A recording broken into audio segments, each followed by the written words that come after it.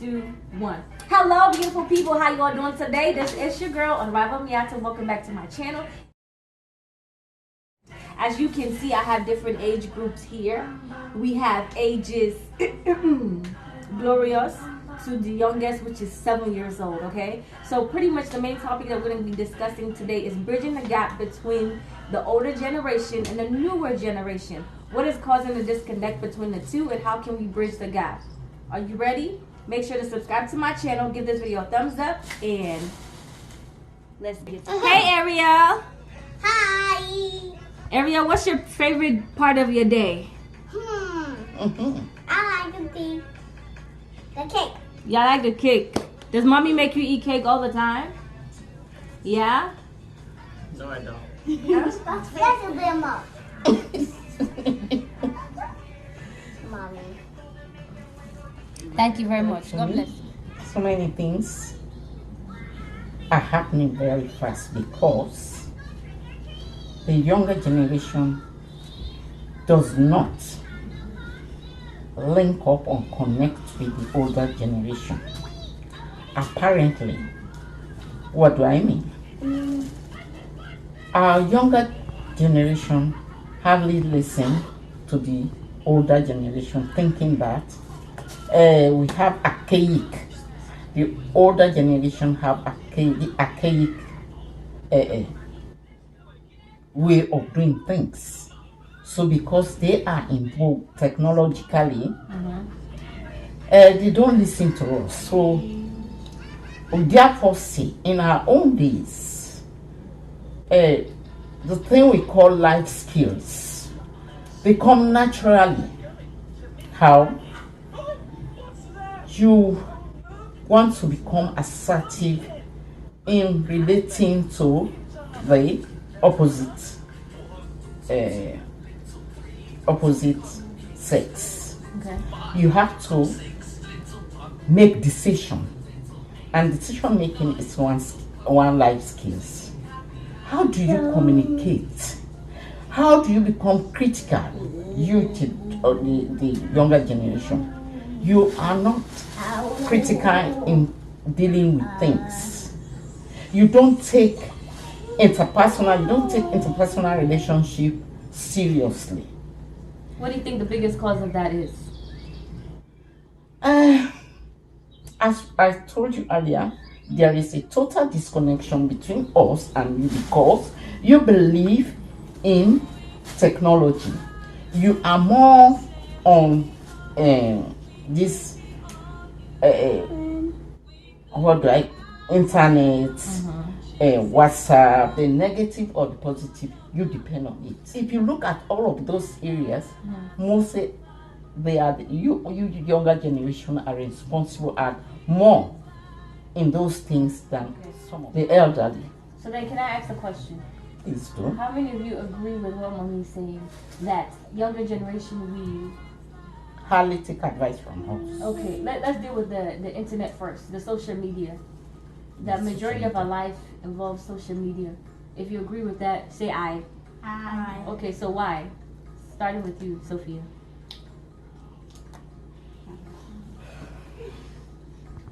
I mean, she's right because technically, with our younger generation, everything we do is all up in social media. We don't have no just very few of us like to keep our life private, that you don't really see anything, but everything we do is on social media, where you are somewhere, like by the time you just raise your head for 10 seconds and you look around, everybody's on their phone. They're just either talking to somebody or watching something or doing something. So well, back then, I don't know if it's because there was not so much technology as it is now. Maybe that's why this is different, because then there wasn't so much technology to TV, and their communications with when they are far from each other, they always do the letter or something. But now the technology has improved. It's just like, okay, everything you want to do is on social media. I agree with that. I think that there are definitely some pros and cons when it comes to social media and technology. Mommy, you can agree that with technology, especially like Facebook or WhatsApp, you're able to connect with your family members outside of where you are. That's the good aspect of social media. Social media. Yeah. But then, to me, with all due respect to you younger generation, most of the times you use it negatively. Let's say, for instance, in Africa, how many children really Google, whatever, Google, really, baby. Sorry. really access that for their education, for their development. When you are in university or in we call it senior secondary school. That's my take for now. Okay. So now let's talk to Anna and Emma. How many of your friends in school actually have phones? Let's say, give me the percentage: 70%, 60%, 20%. My friends. Well, 90%. 90% of your friends have phones. Okay, and then for you, Emma, how many of your friends have phones? You're 7 years old, right? 60%. 60% of your phones. Okay, so do you want a cell phone right now? If mommy gave you an option to get a phone, would you say yes? Speak now. She won't slap you. I mean, be honest. Yeah. You want a phone? Not now exactly. Are you sure? So what? How come you always want an NS phone if you don't want nothing now? Be honest. English speaker. It's on her phone. But if I give you a phone for a Christmas Christmas, gift, would exactly. you take it?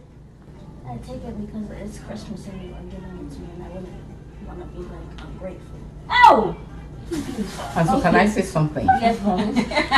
You know, when you give phones to your children, I like Mrs. Ejembi. Because she's technologically inclined, she censors whatever the phone of one of her daughters. Some parents don't really have that relationship like that and can't really blame it on technology. Say they don't even have time. That's a good point. Yeah, because let's take out technology, because if you don't give me attention or if you don't talk to me, you don't ask me questions, of course whoever is the one giving the attention is what I'm going to focus on. So if there's no relationship between the mother and the child, then there's going to be a problem. So she's going to get, he or she's going to get that attention from outside or whatever way they feel is best for them. Have you heard? So sometimes Converses with us. it's not really, and depending on how the parents actually come to the kids. Right. Because Who if you're trying converses to- with who? The adults The need to be adults has to conversing find with a the way younger to people. converse. Provided the young generation come to the adults to But- discuss. Yes, But should because we go- can be sitting together. Let's take for instance, was it yesterday? I was sitting there and you people were abusing, talking low to yourselves, and not relating. There's nothing that they don't want to share. So you're saying it's not a one-way thing. It's not always the child. The adult is The okay adult with it has to to be reach involved out. because if she's not, there is no way Emma is gonna come to her and say, Right. "Mommy, I want us." Because it's true that little time where she's like, "You know what? I don't just want to be your mother, but I want to be your friend." Good. That is where the whole closure is gonna come. That's where their whole friendship is gonna come in. So can we say then having a good foundation relationship between the young and the old can be one way of bridging this gap? Exactly. To me. And that is what I spoke about I interpersonal. waste my food and then you use all my strength to put my food to go. And then Now it's- my is not even talking. I don't tell her for that. My son is for that scandal. I'm tired. I've reached my limit. My son, I've reached my limit. All right, family, welcome back. So the second topic we're going to be what I'm looking for. Talking about English, come on, I need you. Okay, so before we get started on this stuff, I'm sure you guys have all heard about the incident that happened in Texas for us. A high school substitute teacher by the name of Tiffany, who got arrested for allegedly assaulting a 16-year-old student who was in her class. Mind you, this was a substitute teacher who has been substituting for a couple of months. Now, something happened between her and the student. Articles said that the teacher reached out to the parents of the student, talked about grade, and the girl did not like it, so they got into it. So that's that. Take your time to simmer on that. But now we're gonna get to Ene. Ene, tell them how old you are and what grade you're in. I'm 13 years old and I'm in second grade. Okay, so introduce the topic that we're gonna be tackling now. Our topic for today is when kids use curse words to the teachers. Have you Teachers get offended by it. have you witnessed this firsthand of this happening? Yes. So explain to me exactly what happened, like real fast. You don't have to name the name of the student, just what happened exactly. So we were in math class, Mm-hmm. and the teacher was talking to the students, saying the boy is dirty. His hands are dirty, so he should not be touching other people's stuffs. Mm-hmm. And the boy referred to the teacher that you're the one dirty. Ooh. I'm cleaner than you. I can take more shower than you. Hey. So did he get kicked out of the class? What happened to him? He got kicked out of the class. Wow. Okay. So as a young person, how did you feel in that situation? Like who were you siding? Did you feel sorry for the teacher? Did you feel the teacher was wrong for insulting the boy first? What's your opinion on this? I think both of them are wrong. Why? Because the teacher shouldn't have used that word, Mhm. and the boy shouldn't have used the same word neither. The teacher should have just said politely, like don't touch your companion's stuff. That's all. And the boy shouldn't have used the curse word like you're the one dirty. Right. Yeah, and it got detention. You know, now that you've said So this, okay. I wanted to ask this question. So now you think the teacher spoke rude to the students? Yes. So now that you said this, there's something I remembered, right? So maybe like a couple of months ago, one of our pastors in church was preaching, and he was actually talking about family dynamic, and he was saying that as an adult, you know, like when boys are growing up, he said, parents, it's important for you to watch the way you speak to your child, even if they're young, because like a 10-year-old boy now, let's say Junior for example, there's a difference between Junior, go and clean that pot, and small boy, you get up and go, lazy boy, go and clean that pot right now. You understand? It's not what you say, but how you say it. Now, when you say that to Junior, he might be resistant. You might see an attitude shift in Junior. Why? Because you're demeaning him. You can say what you want him to say in a nice manner, right? But many times when we tell when you tell your parents or elderly person, say, I don't really like the way you spoke to me. Can you change your tone? Is it true that they can easily get offended? Yes or no? And what's the cause of that offense? Like if an older person tells you, I don't like the way you're speaking to me, or I don't like the way you're looking, you young people are just rude, and you tell them, please don't speak to me like that, I really don't appreciate it. Why would they get defensive in that Pride. situation? Pride? Well, you want to jump in? Have you ever been in that situation dealing with a young person? You know, in life, what you give is what you receive. Even the smallest child would want his or her self-esteem to be intact.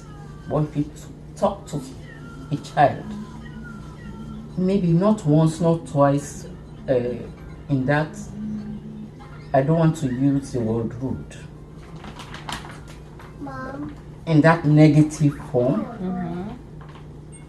whether there are people around him or her, she will want to use her own weapon to get back at you. If not that moment, but one day she will get back at you because she does not like the way you talk to her. Okay, so then anyone else have something to say? Anyone? I mean, don't they always say it takes a whole village to raise a child? Yes. Right? Okay. Because the reason why I say so is sometimes, you know, when I talk to my boss at work, she always said everything starts from the home. It's how you train your child. That's the way your child is going to act outside. Yes. It's however you come out outside. It's however somebody else will look at you and feel like your parents don't care how you dress, how you look, or how you act outside. But these kids will come, they'll do whatever they want to do. If they want to even live in the middle of the street, they will do that. And their parents won't say anything. Okay. But if Emma knows that at her age that is not right. Do you understand what I'm saying? So she knows that mommy would say that stuff is not right. Do you get what I'm saying? So it's however her mother has been training her from the house to know the good and the bad. She might not know everything, but the good and the bad. She won't go to school and talk to the teacher rudely. No, she wouldn't do that. No matter how The environment. exactly. No. Okay, so now bringing it back to you, Annie, right? Before Hypothetically, you Thinking about something, right?